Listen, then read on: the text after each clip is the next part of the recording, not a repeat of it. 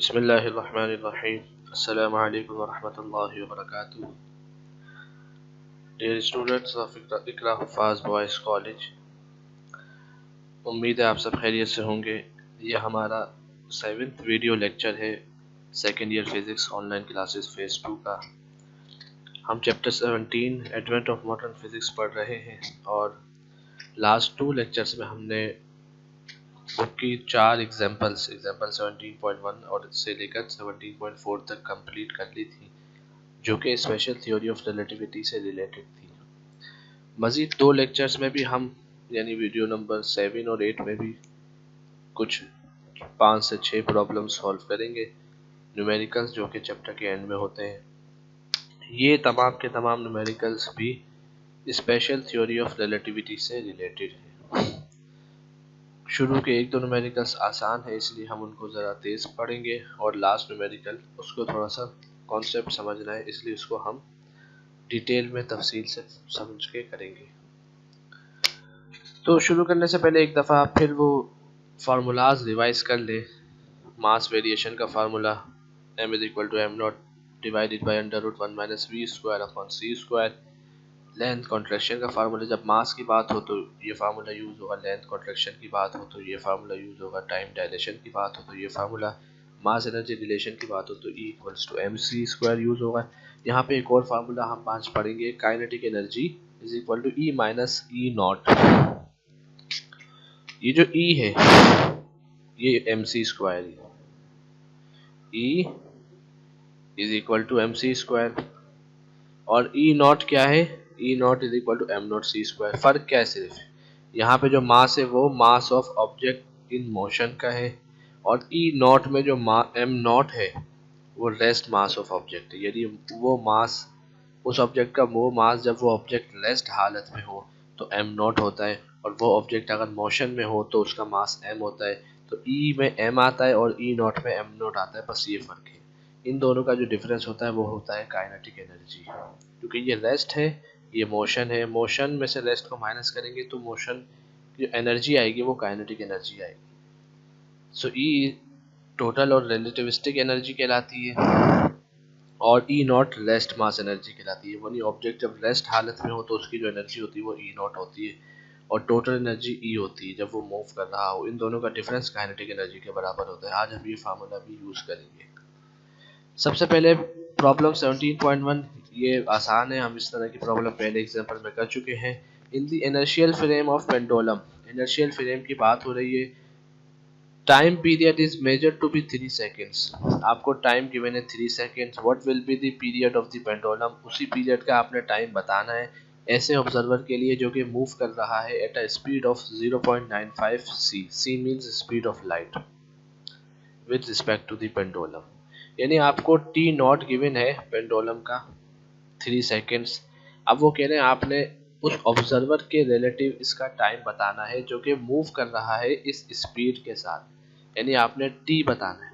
T0 given है, T बताना है और वेलोसिटी आपको पता है 0.95 c। तो हम डेटा में क्या लिखेंगे, T0 = 3 सेकेंड्स, v वेलोसिटी जो ऑब्जर्वर की है वो है 0.95 ऑफ स्पीड ऑफ लाइट यानी c, और t आपने मालूम करना है।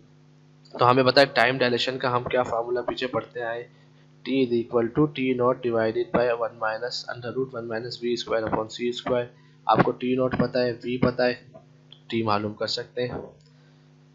सॉल्यूशन में क्या होगा, हमने यूज़ किया फार्मूला टाइम डायलेशन का, t = T0 whole divided by √1 - v²/c²। T0 आपको पता है 3 सेकेंड्स, वेलोसिटी आपको पता है 0.95 c। ब्रैकेट में चूंकि होल स्क्वायर है सी के ऊपर तो ब्रैकेट में हमने स्क्वायर लगा दिया।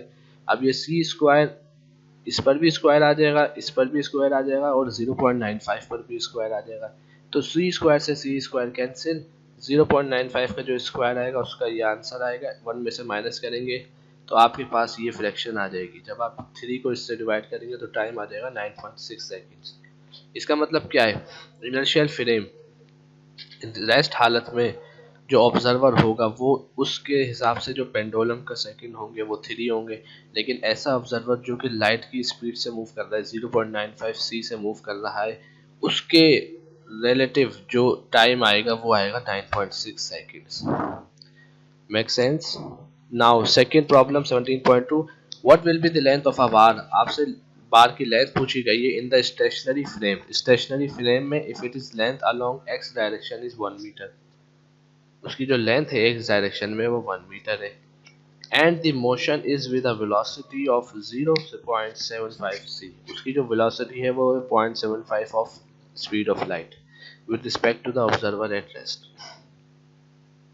ठीक है जी। तो अब इसमें डेटा क्या बनेगा, आपके पास जो स्टेशनरी फ्रेम में उसकी लेंथ है अलोंग एक्स डायरेक्शन वो है 1 मीटर एल नॉट। ठीक है जी। और मोशन जो वेलोसिटी है वो है 0.75 सी। तो एल नॉट आपको पता है, वेलोसिटी पता है, तो आप लेंथ कॉन्ट्रैक्शन का फार्मूला सिंपल यूज करेंगे। L is equal to L not under root 1 minus V square upon C square. आपको एल नॉट 1 मीटर पता है, वेलोसिटी 0.5 सी है तो 0.5 सी रखेंगे यहाँ पर, उसका स्क्वायर और नीचे सी का स्क्वायर, तो स्क्वायर से स्क्वायर कैंसिल, सी स्क्वायर से सी स्क्वायर कैंसिल, और 0.75 का स्क्वायर आ जाएगा 0.5625। 1 में से माइनस करेंगे, 1 से रूट को मल्टीप्लाई कर देंगे तो आंसर आएगा L is equal to 0.66 meter. ये आपके पास लेंथ कॉन्ट्रैक्शन है। हम इस तरह का न्यूमेरिकल एग्जांपल में भी कर चुके हैं। क्लियर है? सिर्फ हमें लेंथ पता है स्टेट ऑफ रेस्ट में, वेलोसिटी पता है, हमने लेंथ मालूम करनी है एल। थर्ड प्रॉब्लम है, इसको हम थोड़ा ध्यान से समझने की कोशिश कीजिएगा। Given m not C square is equal to 0.511 mega electron volt. m means mega, e means electron, v means volt, mega electron volt. Find the total energy. आपने टोटल एनर्जी मालूम करनी है यानी कैपिटल E, और kinetic energy मालूम करनी है of an electron moving with a speed v is equal to 0.85 C, जिसकी स्पीड है 0.85 ऑफ स्पीड ऑफ लाइट। अब यहाँ पे आप देखिए m नॉट सी स्क्वायर, तो याद करें एम नॉट सी स्क्वायर क्या था, m not C square E naught था। इसका मतलब आपको ई नॉट पता है, E naught m not C square आपको पता है। आपने मालूम क्या करना है, टोटल एनर्जी यानी ई मालूम करना है एक, दूसरा काइनेटिक एनर्जी मालूम करनी है। तो अगर आपको ई मालूम हो गया तो आप इस फार्मूले में रखेंगे kinetic energy is equal to E minus E not, तो यहाँ से आपको काइनेटिक एनर्जी मिल जाएगी। ठीक है जी।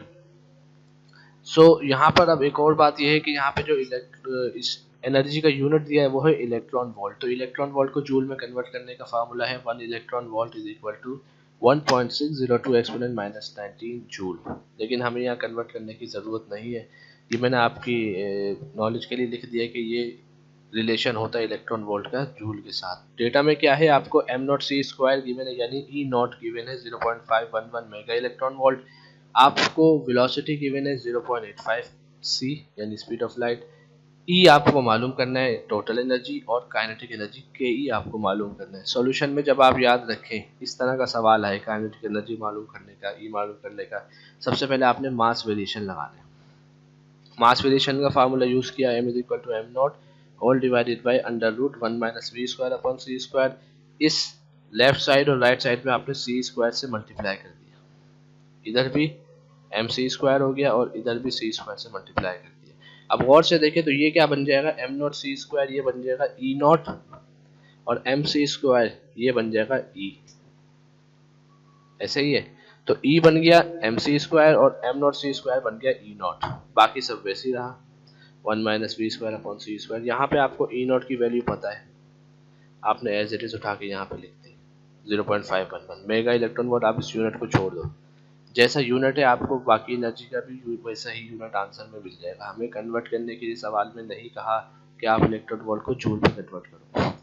ई नॉट आपको पता है, वेलोसिटी आपको पता है, आपने पुट किया, सी स्क्वायर हमेशा की तरह कैंसिल होगा, और 0.85 का स्क्वायर करेंगे तो ये आंसर आएगा, 1 से माइनस करेंगे और रूट ले लेंगे तो ये आंसर आएगा, 0.511 को इससे डिवाइड करेंगे तो आपके पास कैपिटल ई आ जाएगा 0.970 मेगा इलेक्ट्रॉन वोल्ट, यानी ई नॉट कम था और ई उससे ज़्यादा है।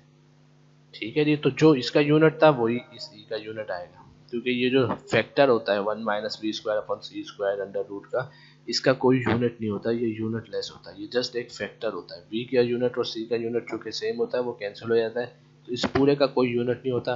तो जो ई नॉट का यूनिट सवाल में गिवन होगा उसी पे ई का आंसर आएगा, आपको यूनिट कन्वर्ट करने की ज़रूरत नहीं है। लास्ट जब आपको ई पता चल गया तो काइनेटिक एनर्जी बराबर होती है ई माइनस ई नॉट के। Kinetic energy is equal to E minus E naught. E आपने मालूम कर लिया है ऊपर, ई नॉट सवाल में गिवन था, दोनों को माइनस कर देंगे तो आपके पास काइनेटिक एनर्जी आ जाएगी। उसका यूनिट भी आएगा मेगा इलेक्ट्रॉन वोल्ट। कॉपी आपको समझ आ गया होगा, इसमें कोई कन्फ्यूजन है तो आप अपने पास नोट डाउन कर लीजिएगा। इस सवाल को दोबारा देखिएगा, ये इंपॉर्टेंट सवाल है 17.3। और नेक्स्ट जो आगे 2-3 सवाल है वो भी इसी पैटर्न के होंगे, तो इसको आप अच्छी तरह से समझ लें। ठीक है, जज़ाकल्लाह, अस्सलाम वालेकुम।